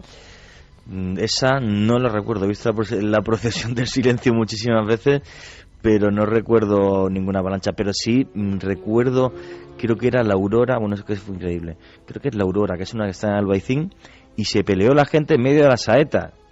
O sea, en medio de la saeta, que estaba ya entrando la Virgen a la iglesia, y entonces una chica que había en un balcón cantó otra de otro barrio o no sé qué, y se lió la gente a torta, pero así literal, sí, claro. Cosas que pasan. Como te estoy contando, porque fulana dice que no ha cantado bien la saeta, la ha dicho muy alto, la dio el hermano, se ha bajado a la casa y le ha pegado 2 tortas. Como te lo estoy contando. Javier Pacheco nos dice: yo estaba allí con mi familia, fue en la calle Reyes Católicos cuando pasaba el Cristo de las 3 caídas de la cofradía de la Trianera. Hubo 3 avalanchas, 2 empezaron en la calle San Pablo y otra al lado contrario, casi en el puente de Triana. Afortunadamente la calle es bastante ancha y no hubo que lamentar nada grave. Hubo contusiones y gente con crisis de ansiedad, pero un miedo no sé a qué se apoderó de todos los que estábamos allí. Si pues llega quizás a pasar, recuerdo lo del 2000, ¿no?, que está muy presente. Si llega a pasar en otra calle más estrecha, ahora mismo estaríamos hablando de una desgracia y entonces no se intentaría ocultar. Se pasa mal porque corres y no sabes de qué. Casi todos los que estábamos allí, que éramos bastantes, seguro que miles, optamos por irnos civilizadamente a casa, acongojados por los acontecimientos, incluso nazarenos de la cofradía. En fin, seguiremos recibiendo a lo largo de la noche todo tipo de mensajes seguro de Sevilla y iremos... Hay muchísimos, sí, que también en contra. Cuéntanos alguno. Dicen, como no porque leas esto... Vamos a conectar con un investigador murciano. Quiero comentar una cosa. Decía que, como no leeremos este mensaje, que no calentemos más, que la chica que está hablando, buenas noches, soy Carmen Porter, que no tiene ni idea de Semana Santa, 10 personas salen correr y todos corren detrás. Pues yo no creo que sean 10 personas, como hemos visto eran muchísimas más y algo había sucedido, había habido 3 incidentes y el pánico se contagia de unos a otros. Yo solamente lo que hago es recoger los testimonios de la gente, como ha escuchado aquí muchos. Nosotros lo único que hacemos es hacernos eco de una gente que estaba muy preocupada y también parece ser que no es para tanto, ¿no? Nos dicen que estamos dando una imagen patética en el exterior. En Inglaterra y Alemania algunas agencias de viajes desaconsejan venir de vacaciones o por inseguridad, pero eso pasa también en la Gran Vía. Bueno, la imagen la darán los que motivan esto, no nosotros. Peor imagen dan los hooligans viendo el fútbol. No, dice en realidad los españoles, no nosotros. Vale. Vamos a hacer una cosa, luego seguimos con más mensajes. Me gustaría conectar, porque hemos recibido un libro interesante de muy reducida edición, hay que decirlo. Su autor es José Luis Salanova y quiero echar unos minutos con él, y quiero hacerlo porque es sorprendente. Es otra cuestión de cómo a veces el periodista en solitario se enfrenta a sucesos inquietantes, cómo tiene todo tipo de trabas, cómo hay silencio que le oprime, que no quieren que cuente, y él lleva haciéndolo pues prácticamente 40 años. El misterio continúa, dice. Es una de las regiones, aunque no se sepa, con más casos impunes. Muchos célebres, como Niño de Somosierra, ¿os acordáis, no?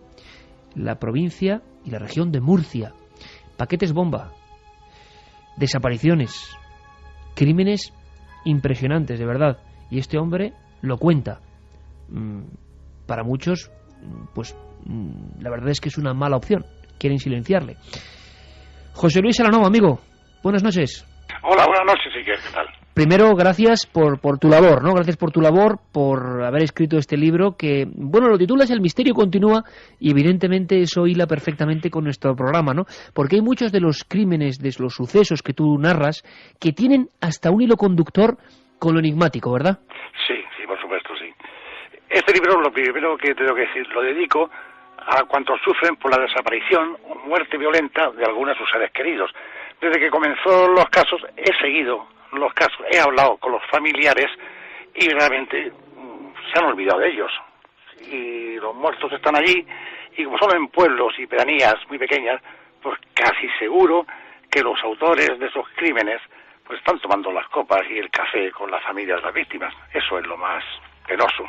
Provoca cierta desazón, ¿verdad? Ser cronista, vamos a decirlo así, del mundo del suceso. Por ejemplo, en un lugar como Murcia, donde se han producido muchos grandes crímenes, desapariciones, consideradas por Interpol como las más raras de Europa. Por ejemplo, luego hablamos, si quieres, del niño de Somosierra o el niño de los Cánovas, pero te produce incluso, yo creo que cierta irritación, ¿no? Eso que comentas, ¿no? No se puede ser víctima en este país, José Luis, ¿eh?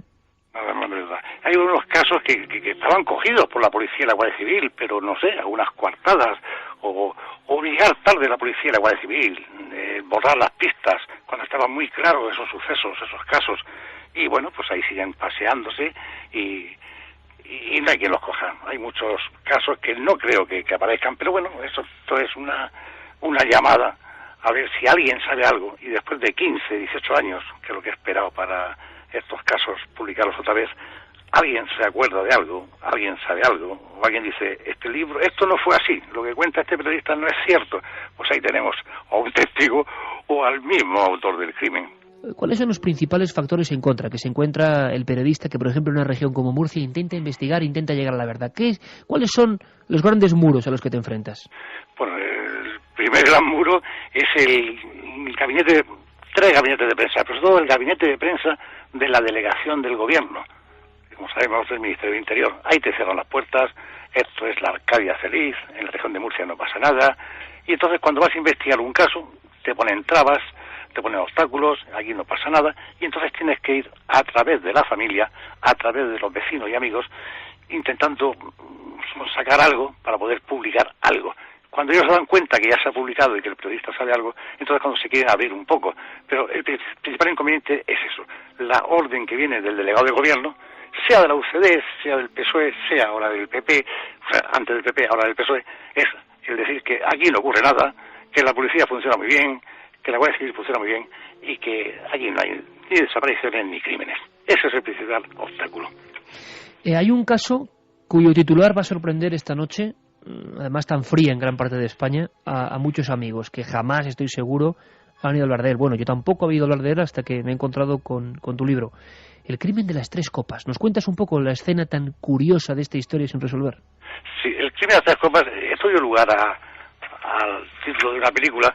Eran 3 hermanos que tenían negocios, bollantes, que vivían bien y se vinieron allí a Cartagena, y de Cartagena al puerto de Mazarrón. Pero eran cosas muy raras, esta gente. El dinero que tenían lo habían perdido. Parece ser que fue un pescador, el hijo de un pescador que descubrió los cadáveres, llamó a su padre, a 2 cadáveres, porque habían 3 copas con veneno y 2 muertos. La tercera copa estaba envenenada, pero ahí no había tercera víctima. Mira que se investigó, se indagó por todos los sitios, pero no apareció. Apareció muerto el tal Julio Pérez Gómez, su hermana María Luisa, pero Marina, de 61 años, no apareció. Se rastreó por todos los sitios y no. Y eso ha quedado en un misterio. Iban a alquilar un apartamento para veranear en el puerto de Mazarrón y al final, pues, aparecieron muertos con un periódico, era raro, un periódico en el bolsillo de la Gabardina del Hombre, donde se hablaba de un suicidio ocurrido años antes. Hay cosas raras. Fueron a Cartagena a comprar el veneno y querían comprar entonces, en aquella época, 2 reales, 50 céntimos de veneno, y la dependienta de la droguería dijo, no, lo menos que vendemos es 1 peseta. El forense dijo que 1 peseta, la cantidad de veneno, era imposible envenenar a 3 personas. Eso es un misterio, como ese libro, un misterio que continúa y que ya no se esclarece en la vida, claro. ¿Demasiado crimen impune en la región de Murcia? Sí, demasiado. Quizás el más impactante fue el paquete bomba, pero es que lo del paquete bomba es algo incomprensible. En Roldán, una pareja de amantes murieron al explotar un paquete bomba. Esto fue en mayo del 91. Las víctimas fueron Luis Armero Garcerán, de 39 años, y María del Carmen Huerta, de 31. Pero yo me sigo preguntando, ¿cómo es posible que las agencias de transportes, que lo he comprobado antes de hacer el libro, he enviado paquetes a Madrid y a Valencia, a familiares y a hermanos, y oiga, ahí está mi carnet de identidad, mi pasaporte, que lo envío yo, y en unos sitios y otros me dicen lo mismo? No hace falta. Claro, con razón ya hay 11 envíos de paquetes de bombas y ninguno de ellos sin esclarecer. ¿Y el caso, José Luis, de estos muchachos, estaban manipulando ese paquete que nadie sabe quién les envió? Nadie sabe quién lo envió. La policía detuvo al exmarido de la víctima de María del Carmen, pero luego las coartadas y tal, pues se pusieron en libertad. Pero esto tiene que ser 11 paquetes de bombas en diferentes lugares de España, y casi todos mandados por la misma agencia de transportes. Desde Alicante se enviaban. O sea que tiene que estar ahí en Alicante. Desde Alicante se enviaron a Valencia, donde también explotó un paquete de bomba, y todos con víctimas mortales.